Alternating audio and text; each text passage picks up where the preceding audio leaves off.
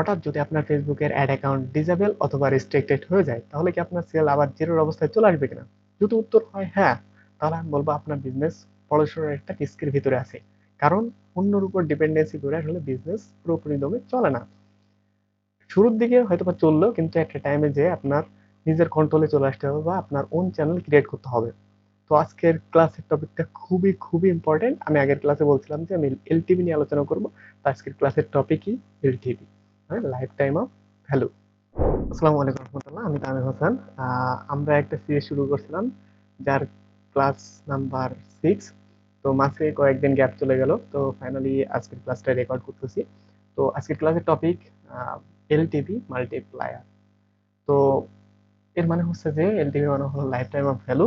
তো চলুন আমাদের আজকের ক্লাসের মেইন টপিকে চলে যাই। Customer value, life time of value বা এলটিভি মানে কি?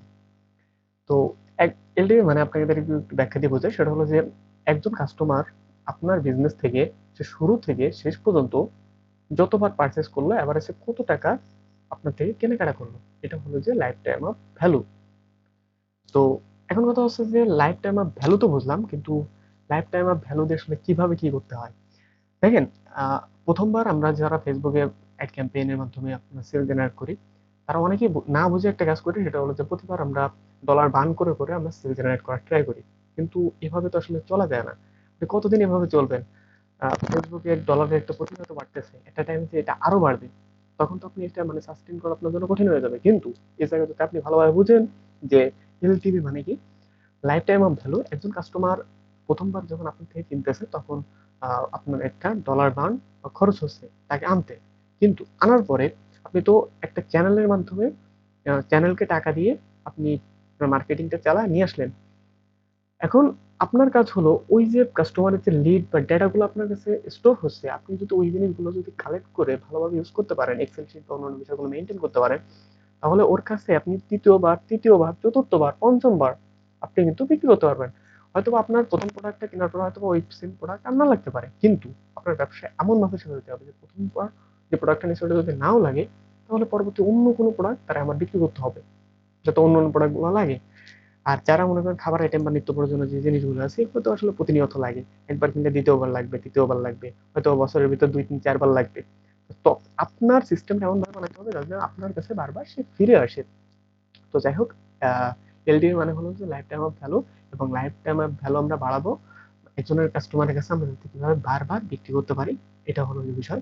তো প্রথমবার বিক্রি করতে আমাদের মানে খরচ হচ্ছে, কিন্তু দ্বিতীয়বার যখন আমরা বিক্রি করতে পারবো তখন আমাদের আর ওই ভাবে খরচ হবে না। হয়তো বা ফোন কলে বা অন্যান্য বিষয়গুলো অটোমেশন মধ্যে আমরা সিস্টেম বিল্ড করলে হয়তো বা কোন কাস্টমারের 2 4 5 টাকা 10 টাকা এরকম খরচ হতে পারে। তো এর থেকে বেশি তো আসলে ওইভাবে হবে না, ঠিক আছে?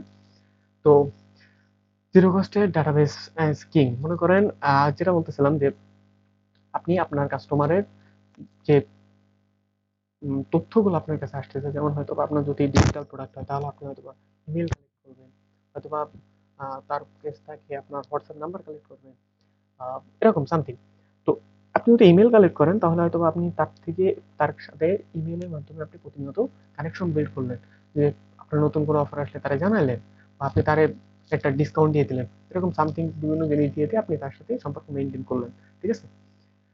এবার কথা হচ্ছে যে পোস্ট পারচেস নার্সেস, মনে করেন যে সম্পর্ক গড়া অটোমেশন। আপনি প্রথম মনে করেন আপনার কাছে অর্ডার করবে, তার 3 দিন পরে একটা অটোমেশন, একটা মেল সেট বা আপনার মেসেজ সেট আপ করে রাখবেন, যেটা প্রথম মানে ডেলিভারি হওয়ার 3 দিন পরে তাকে মেসেজ পাঠাবে যে আপনার প্রোডাক্টটা কেমন লাগছে, ভালো লাগছে, খারাপ লাগছে, খারাপ লাগলেও জানাতে পারেন, আমরা আপনাকে হেল্প করবো। তো এটা যখন করবেন, সে আসলে তার মনের ভিতরে একটা অন্যরকম একটা ফিল পাবে যে আসলে অন্যরা তো বিক্রি করার পর আর তার থেকে খরচ মানে খবর নেয় না, কিন্তু আপনি সেই ব্যক্তি যে আপনি বিক্রি করার পরেও তার থেকে আবার খবর নিচ্ছেন। তো সেটা মনে করেন তাকে অন্যরকম একটা ভ্যালু দিবে বা অন্যরকম একটা ফিল তার ভিতর তৈরি হবে। তো এই যে ফিল যখন তৈরি হবে তখন কিন্তু আমার সাথে একটা সম্পর্ক তার তৈরি হতে যাচ্ছে, তাই না? তো কাস্টমার মনে করেন প্রথমে আপনার কেনার পরে উম, তিন 3 দিন পরে একটা মেসেজ দিলেন, এরপরে হয়তো বা দেখলেন যে আসলে প্রথম মাস শেষ হওয়ার পরে দ্বিতীয় মাস তৃতীয় মাসে নিচ্ছে কিনা, আপনার প্রোডাক্ট ভেদে বুঝতে হবে।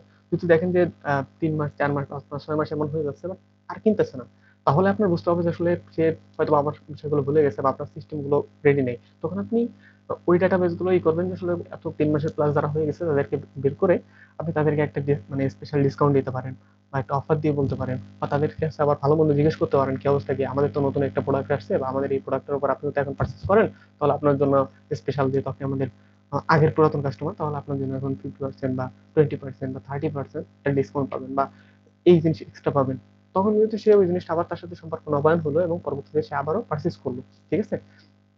তো এই জিনিসটা করবেন।